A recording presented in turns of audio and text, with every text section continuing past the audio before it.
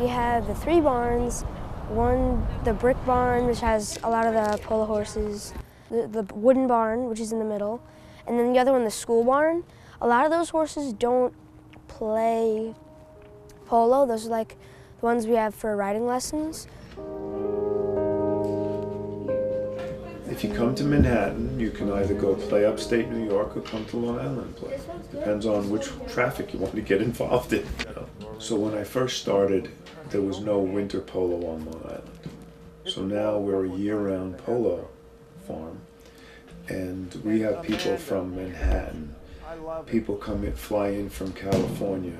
I've had a general from Pakistan play here. I've had the kids from Nigeria come to play with us. I have sponsors come in from all over the country.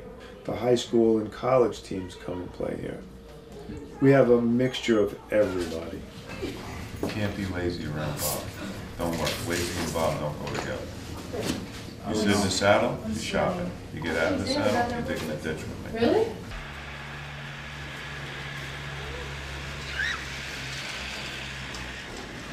You can't just like go play and then leave. You have to be here, you have to tack the horses, you have to untack them. This is something that I'm gonna do for a long time. She's no.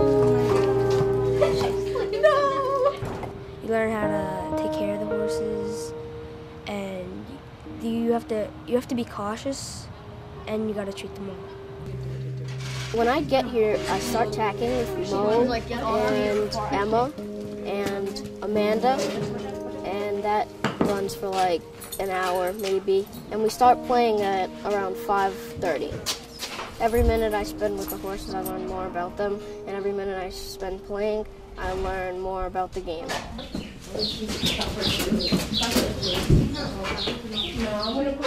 It's just a sport that's like different, and I like it. The hardest thing is probably, I'd say, the rules of the fouls, and you have to have usually 3 different size mallets because all horses are going to be different heights. And a lot of horses have different attitudes too. I thought it would be easier. It's much harder than it looks. I just love the game. I actually quit my other sport to come here. I played lacrosse, but now I play polo. I would like polo to be in every state, so it would be more open to people, so they can play and enjoy the game also. The reason why I'm playing today is because I said, all right, I'll try it. If they said, all right, they'll try it, then they'd probably play the game too. Randolph, Monique, and Stavros against Rob, Emma, and Blake. Ooh. It's a lot of fun. Like the adrenaline rush that you get is just crazy. I used to watch a lot, and Bob was just like, "Why don't you come to polo?" I'm like, "No, I like jumping. Jumping is fun and everything." And then my parents said, "You're gonna play one chucker and see if you like it or not." And I was like, "Okay." And I played it, and I was like, "Well, that was cool. It was nice. I liked the teamwork in it." Yeah. And it's not as much as in jumping, interscholastic, so like it was more of a team thing. Everyone's working together and everything, and I like that much better. Get back in, get back in. Stop. What? Push! I'm trying! You hit too hard. You hit too hard and you get the play around. Good play, Olivia. There you go. Here comes Blake. They do so much work, polo ponies, and they get cared for like babies when they're not playing. The polo pony in the morning on a Tuesday will get up and have to work 5 miles. 5 miles. Go around a racetrack. And then Tuesday afternoon they may go practice. Wednesday they'll come out in the morning and go for a 40-minute walk to stretch themselves. Wednesday afternoon they may get short worked, stick and ball. Thursday they'll do the same thing they did on Tuesday and play again. You know, you have to get them fit for their sport. And it's that level of fitness that keeps them so mentally secure. It's not abuse, it's healthy. It's a routine. They're around humans all the time. The veterinarians come in here and say, I've never seen horses like this before. Horses are large, majestic animals that, you know, they look great until something goes wrong, and then you see this big animal that's helpless. So the costs in maintaining them is easy, but veterinary costs could become expensive. No play, no play. Bring it out here. You got to hit the ball over here. All right, you got to go to work now. Here. Try again.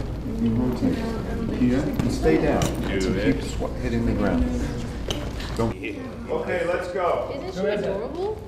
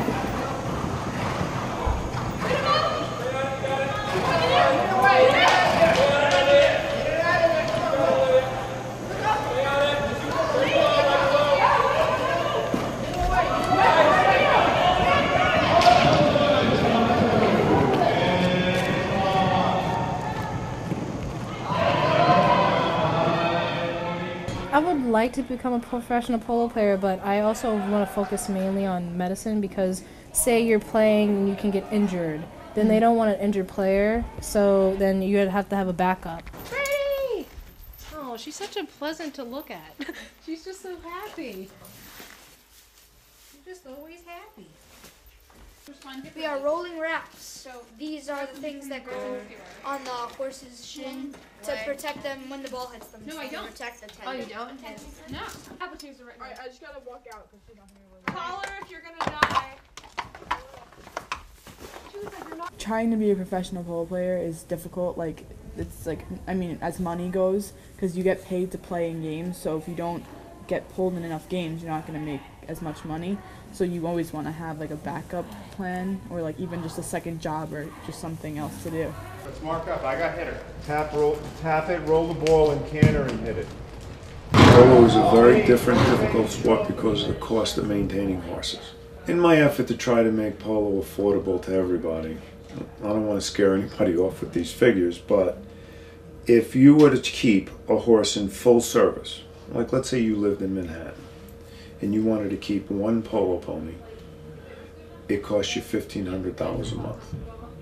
That's not with vet bills and that's not shoeing. You're probably looking at $1,800 a month.